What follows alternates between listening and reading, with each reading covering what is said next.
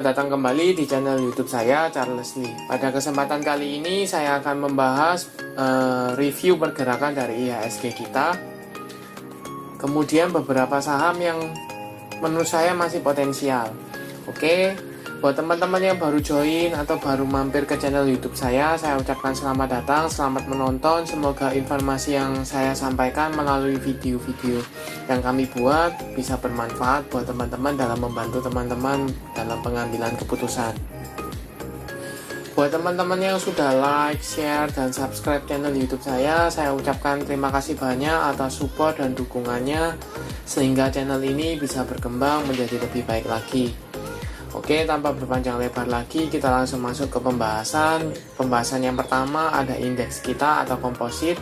Seperti yang kita tahu, tanggal 11 Januari 2022, indeks kita mengalami koreksi ya, sebesar 0,64% ke level 6.647. Nah, kalau kita lihat indeks kita ini atau IHSG kita ini agak babak belur ya. Kenapa kok bisa dibilang seperti itu? Kalau kita lihat seperti saham, kita coba lihat ya, saham-saham blue chip yang saham-saham big caps seperti Antam, saham-saham utama ya, seperti Antam ini ARB minus 6,31%, Inco juga sama minus 5,76%, kemudian Teams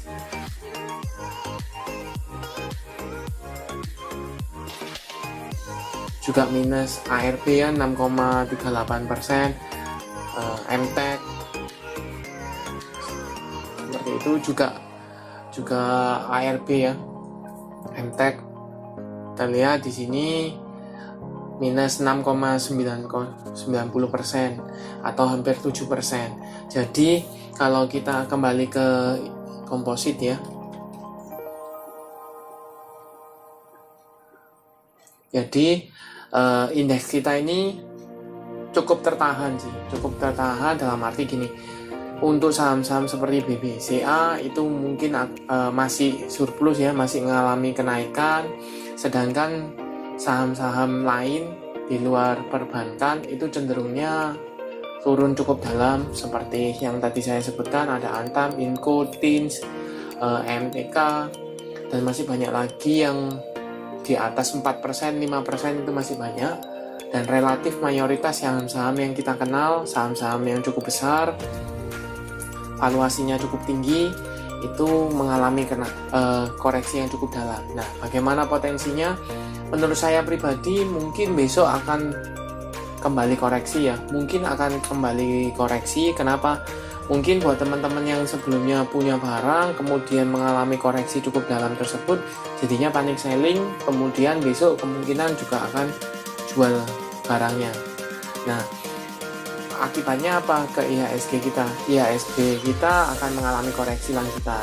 Seperti itu, biasanya akan mengalami koreksi lanjutan. Nah, yang penting untuk indeks kita selama masih bertahan di 6.600 ya, di sini support tengahnya ya, middle. Kenapa? Karena kalau kita lihat di sini ada support luarnya, support paling bawahnya, support tengah, ini resistennya. Jadi selama ini pergerakan IHSG kita kan cenderungnya masih sideways di antara 3 row ini. Nah, kemarin di 6.700 gagal break, kemudian turun mengalami koreksi. Nah, ini potensinya kemana? Potensinya masih menyentuh ke daerah supportnya di sekitar 6.600. Nah, kalau seandainya masih bertahan di 6.600 masih cukup oke ya. Tetapi kalau seandainya break dari 6.600 maka potensinya kemana? Potensi indeks kita ini masih ke 6.500. Semoga di 6.600 bisa bertahan. Kalau misalnya maksimal lah break dari 6.600, maka semoga di 6.500 itu masih cukup kuat menahan pergerakan dari indeks kita. Tetapi kalau seandainya dalam minggu ke depan, dalam 1 minggu ini, ketika indeks kita ini turun atau break dari 6.500, maka cenderungnya sudah mulai downtrend seperti itu. Nah, tetapi buat teman-teman cukup menurut saya cukup oke ya. Kenapa cukup oke? walaupun indeks kita ini merah koreksi, tetapi kalau kita lihat dana asingnya untuk big cap seperti BBCA, BBRI itu kebanyakan masuk, jadi inflow, masih inflow. Cuman memang ada panic selling, ada profit taking di saham-saham di luar perbankan seperti itu. Oke,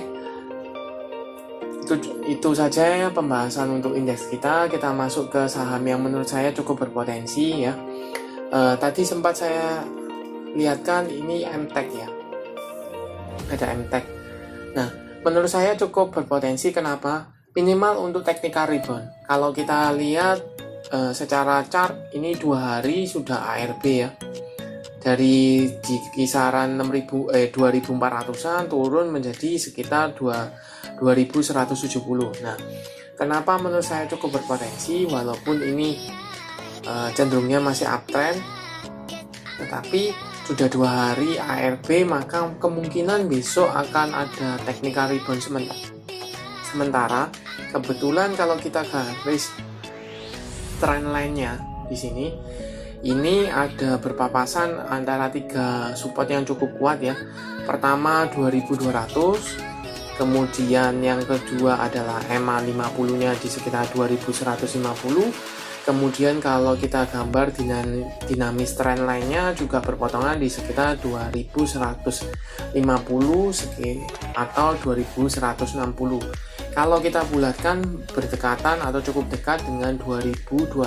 Jadi ketiganya ini hampir berdekatan ya di daerah sini. Kemudian penutupan hari ini di level 2160. Maka menurut saya pribadi, sekali lagi ya, menurut saya pribadi masih ada potensi untuk saham MTEK ini minimal technical rebound.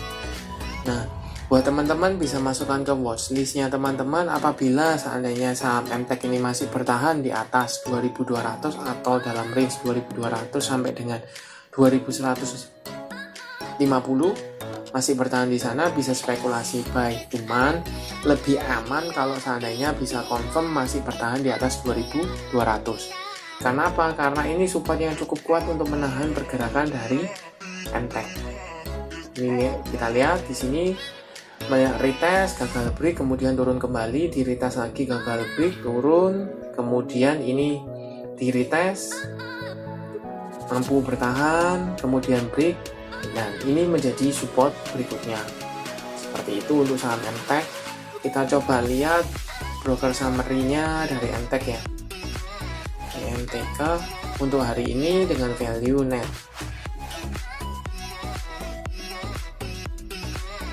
Ada big distribusi ya, distribusi yang cukup masif oleh SFP, CS, CC, LG, OD. Tetapi yang nampung ada BK, AK, DX, SK, MG.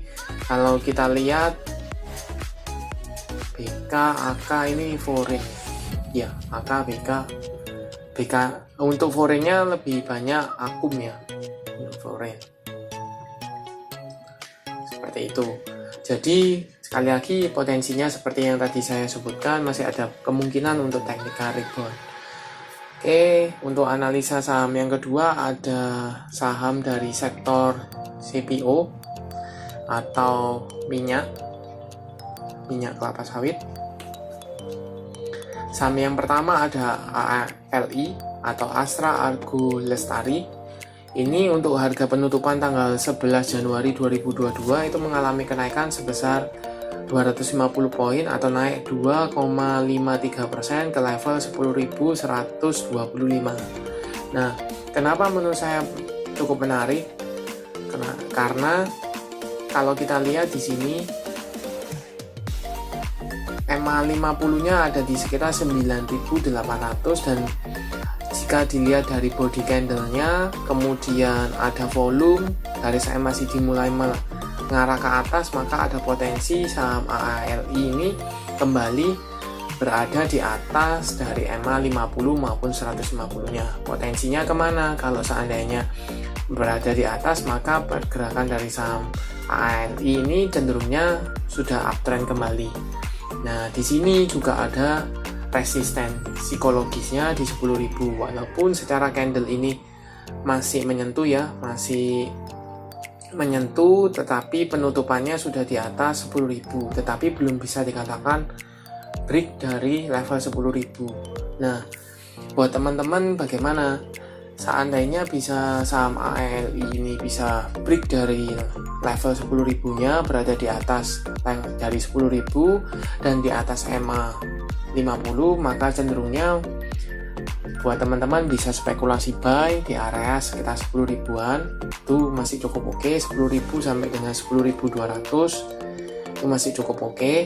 Targetnya kemana? Targetnya di area 10.675, 10.800 ini masih ada. Jangka pendek, untuk jangka panjang di sekitar 11.200. Nah, kita coba konfirmasi ke broker summary dari AALI. Kita bisa lihat untuk AALI ada akumulasi ya, oleh kaset, YU, AK, MG, DN di harga rata-rata 10.000 sampai dengan 10.150 seperti itu. Jadi kalau misalnya buat teman-teman bisa spekulasi buy di antara range 10 ribuan ini masih cukup oke, sampai dengan 10.200 itu masih dari sektor CPO, ada Simpe, Salim, Infomas. Untuk Simpe sendiri kurang lebih sama dengan AALI ya, sektornya dari sektor CPO, tetapi secara candle dia membentuk koreksi ya. Hari ini hammer ditutup di level 464 atau turun 0,85% ya. Nah, yang membuat saya cukup menarik kenapa kalau seandainya saham Simpe ini berhasil break dari EMA 50-nya di sekitar 466, maka potensinya untuk bergerak uptrend kembali cukup terbuka lebar, karena kalau kita lihat cenderungnya sudah body candle ini sudah menyentuh ya, tetapi sekali lagi masih belum bisa dikatakan break dari EMA 50-nya. Kemudian garis MACD mulai mengarah ke atas, volume ada walaupun tidak sebanyak biasanya, tapi volumenya ada. Kita coba lihat broker summary-nya Simpe.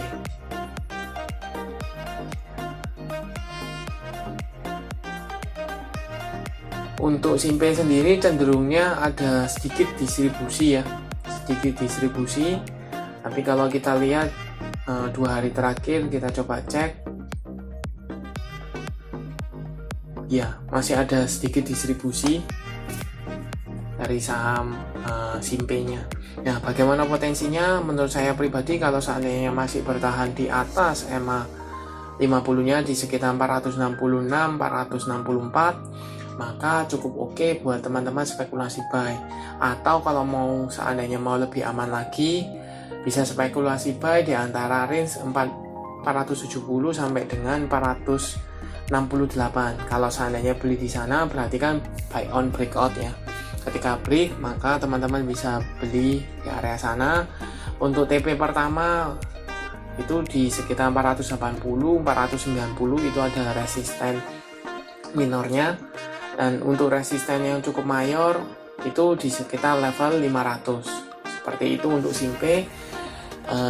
Terima kasih sudah menonton sampai akhir. Jangan lupa like, share, dan subscribe channel YouTube saya, dan nantikan video-video selanjutnya. Terima kasih.